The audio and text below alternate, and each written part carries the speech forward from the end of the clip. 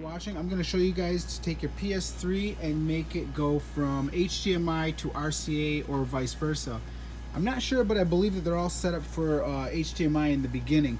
But I'm going to show you guys how to switch it both ways, okay? Real quick and easy. Right now it's a green light and I'm set up for HDMI. I'm going to make it a red light. Make it go on standby mode. When the red light comes on, we'll be all set. Now listen real carefully. You're going to hear some beeps.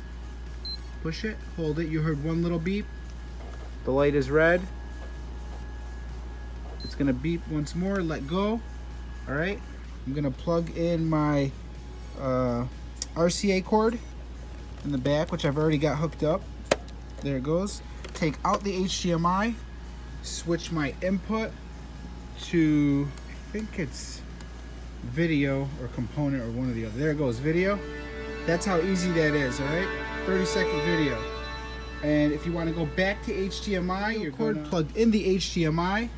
Switch back to HDMI on my TV. We're back on HDMI. The light is green, it's not working. Put it back in standby mode. It's going. I'm trying to make a quick video because everybody's got a 10-minute video on this. Hold the button down and nobody shows both ways. Green light, one beep. Watch the screen, and there we go.